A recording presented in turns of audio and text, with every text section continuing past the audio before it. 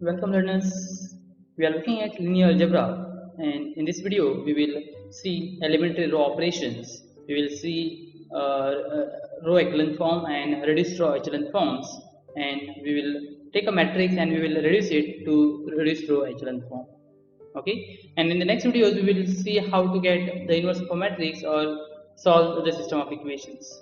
So let's start with reduced or the elementary row operations first. Okay, in the previous videos we have defined or we have written the program for Python for elementary row operations like interchange of two rows. We have already written the programs. Multiply a row by a non-zero constant we have written, and how to multiply a row to by a constant and add it to another row. So let us write this elementary row operations as a recall elementary row operations.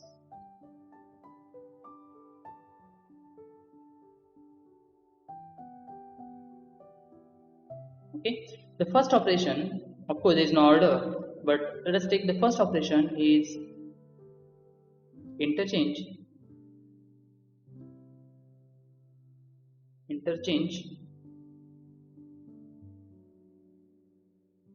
two rows.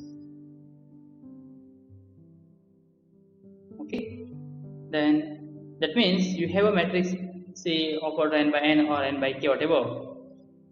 You take two rows and you interchange them. Okay, next multiply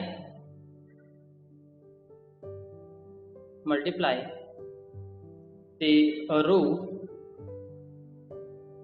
by a non-zero row, non-zero constant number, because when you multiply by a constant number it will be give a zero row. So you multiply a row by a constant non-zero number. Okay, and third operation, add a multiple of a row to another row. Okay, similarly we can define for the column operations. Now just for a sake, interchange of two rows, we will take the first initial row as ri, rj, whatever, and then we'll write this changes to what.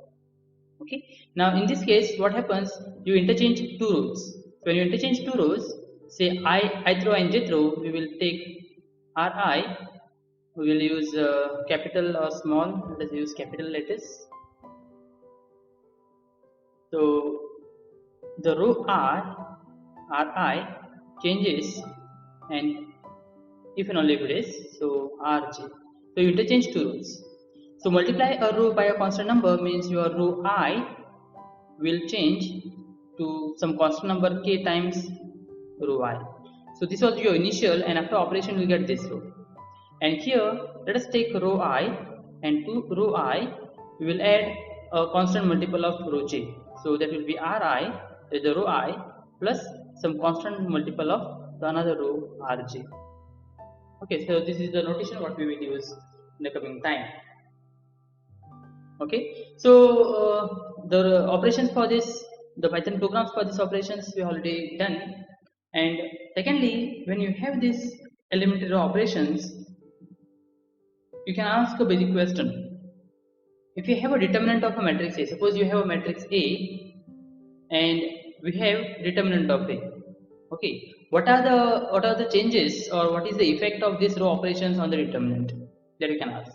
Like for finding the determinant of a matrix A, what happens if you interchange two rows? What happens if you multiply a row by a non-zero constant number? What happens if you add a constant multiple to another row? So that questions you can ask. Okay, also you can ask, see the definition of rank of a matrix, and you can ask the question, what happens if you have or if you perform elementary row operations on a matrix on its rank. Okay, so those things you can check off. We will not talk about it in this video, rather we can make another video to answer those questions. Okay, so this is about elementary row operations. Okay, and with these operations we can convert a matrix to another matrix. Okay, there is something called as similar matrices or equivalent matrices. Those definitions we will see in the coming time. So before going to the next one, let's take the definition of row echelon form of a matrix. So let us write the definition of, say,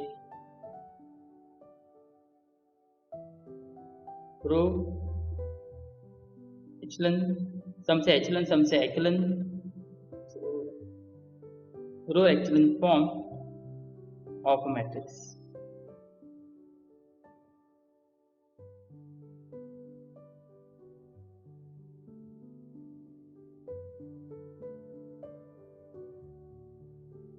So matrix in a row echelon form has the following properties. Let me write the matrix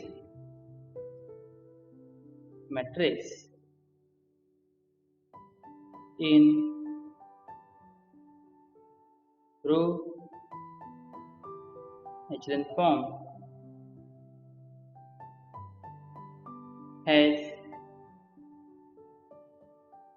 the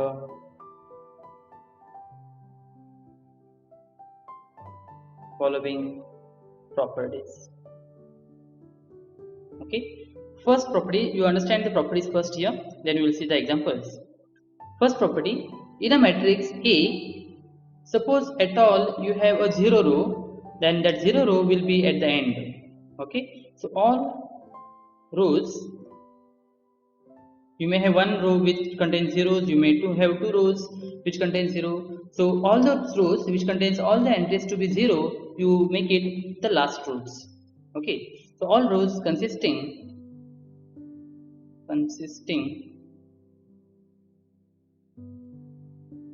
entirely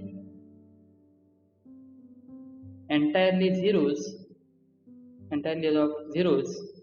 That means, and all the values in that row is 0, that will occur at the bottom of the matrix.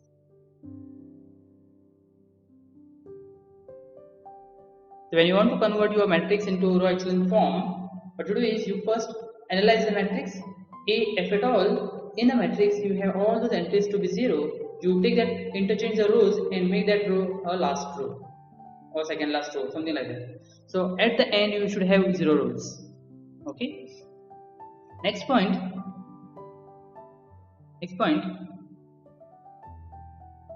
for each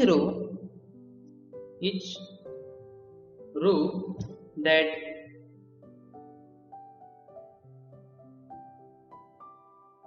does not consist entirely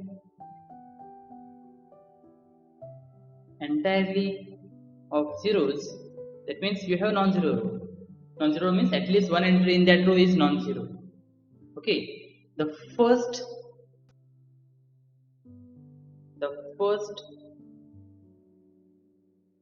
non-zero entry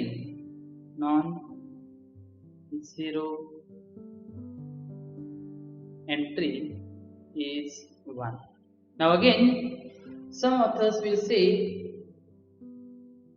it has some constant non-zero entry, and some authors will say it should have 1 as a non-zero entry. Okay, so let us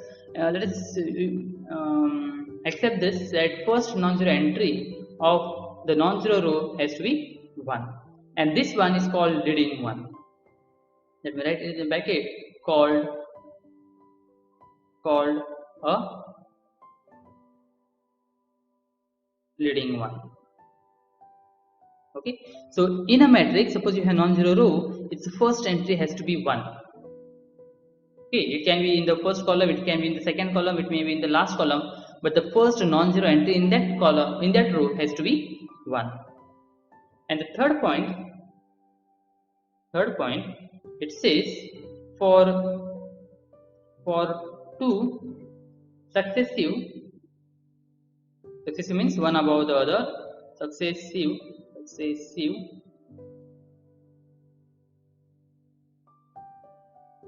non-zero. Of course, zero rows, then it will have no effect. So non-zero rows, the leading one, the leading one, that is the first non-zero entry in that non-zero row, the leading one in the higher row, in the higher row is further to the left. Understand the meaning of this statement first. To the left, then the leading, let me write here itself, then the leading one in the lower row. Means if you have a matrix, the say for example third row and fourth row, so in the leading one in the third row has to be towards the left than the leading one of the fourth row. That means it should be like here, if we have a leading one for the third row, then the leading one for the fourth row has to be to the right of this, right? It cannot be this side, it has to be this side. So it can be here, it can be here, it can be the last row. Okay, so if these three properties are satisfied by a matrix, then that matrix is said to be in a row echelon form. Okay, and given a matrix, you can convert that matrix into row echelon form as well. Okay, there is no problem in converting it. And of course, remember that row echelon form is not unique. Given a matrix A, you may have 2, 3 or n number of row echelon forms. Okay, and once you have a matrix which is row echelon form, we can further proceed and say reduce that into reduced row echelon form. Okay, so rather than writing all these 3 points again, let us just write as a remark. Otherwise we need to write all these 3-4 points again. So let us write as a remark. Okay, so a matrix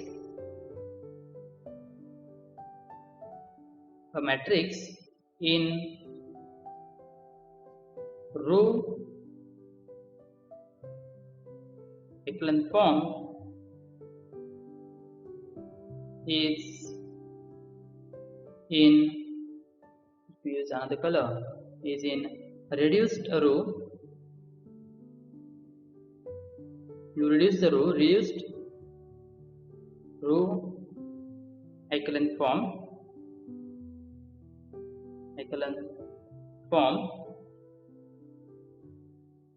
if every column, not all the columns, but every column that has leading one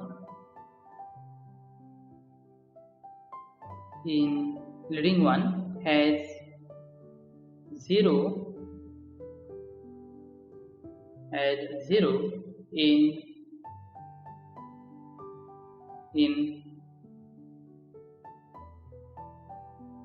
every position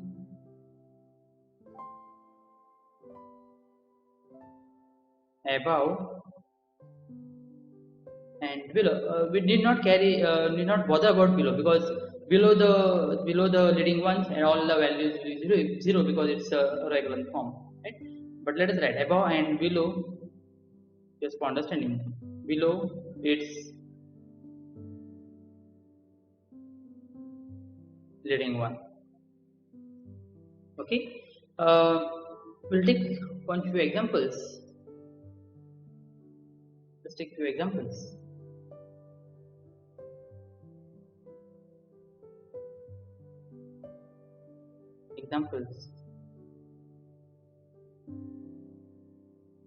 Let us take a matrix A. Rather, let us change the column. A equals to, let us take 3 by 4 matrix. What it says, let me first write it. 1, say 2, minus 1, 4. Let us take 0, 1, 0, say 3, and let us take say 0, 0, 0, 2. Now let us check whether this is in the row echelon form or not. Okay, and then we will check if it is row echelon form. We can go further and see whether it is reduced to echelon form or not. Now first point of the property says all the rows consisting entirely zero occur at the bottom of the matrix. So in our example, there is no row which contains all zeros, right? This has non-zero entry, this has non-zero entry, this has non-zero entry. So we are done with the first point. Okay. The second point says for each row that does not consist entirely of 0, the first non-zero entry is 1. Okay. So this is one row which does not contain all zeros. The first entry has to be 1. Let us circle that by something else. So this is the first non-zero entry which is 1. In the second row, this is the first non-zero entry. So let us circle that, which is again 1. Remember, there is again non-zero entry here, but we are interested in the first non-zero entry. In the third row, again, this is the first non-zero entry. Okay, so this is done. And what it says, for each row that does not consist entirely of zeros, the first non-zero entry is 1. Now, if you notice, this is the first non-zero entry which is 1. This is first non-zero entry which is 1. But here we have first non-zero entry which is not 1, which is 2. So let us make it 1 for our example. Okay, if it is 2, then it cannot be in the row reduced echelon form. Reduced echelon form as per our definition. But remember, some authors doesn't constrict that it has to be 1. It can be any non-zero entry. Okay, so let us assume that it is 1. And the third point says, for two successive non-zero rows, the leading one in the higher rows is further to the left. Okay, so in our example, let us take 2 rows. What it says, if you take this row, first row and second row, the leading non-zero entry of the first row has to be to the left of this entry. In other words, as you go down, the leading entries will go towards the right. So when you compare this, the leading entry is towards the left. When you compare this and this, it is towards the left. Okay, it can be successively over here or here or here, no problem. But it has to be to the left or to the right here. So this is one of the example for our row echelon form. Now, if at all we are saying that this is in the reduced echelon form, then check the leading entries. This is 1, right? So in this leading entry, which is 1, all the entries below and above this 1 has to be 0. Of course, there is no 1 which is above this, so below this has to be 0. This is true. Now, for the next leading entry, this is 1. All the entries above and below this 1 has to be 0, but in this case, we don't have 0, right? So this is not in the reduced echelon form. This example, what we have written, is not in the reduced echelon form. Again, if you see here, this is 1. But above this is 3 and 4, which is not in the definition of reduced echelon form. Let us take one more example of the matrix which is in a reduced echelon form. Let us take, say, 4 by 4 matrix, whose first row is say 1, 0, 0, 1. Second is 0, 1, 0, 4, 0, 0, 1, 6. And 0, 0, 0, say 0. As per the first property, all those rows which contains all these zeros has to be at the last. This is true. First non-zero entry has to be 1, so 1, 1, 1, and this is 0. So second property is also true. And for the third one, the rows with 1 has to towards the right. So this is 1, and this is towards the right. This is 1, this is towards the right, and then we are done. So this is in the echelon form, row echelon form. And to check whether it's a reduced echelon form, these are the leading ones. Let me circle it. Let's circle that first. So this is one leading one, this is another leading one, and this is another leading one. So all those entries in this column has to be 0. So this is 0, these are zeros, these are zeros. we are not interested in these entries. So this matrix is in reduced row echelon form. Okay, so this matrix is in row echelon form, and this is in reduced row or a row reduced echelon form, you can say reduced row echelon form. Okay, so this is about the definition of some operations, elementary operations, and echelon form and reduced row echelon form. Okay, now in the next video we will take a matrix and we will convert that matrix into a reduced row echelon form by performing these elementary row operations. Okay, we will do that in the next video, otherwise this will be a bigger one. Okay, so see you in the next video.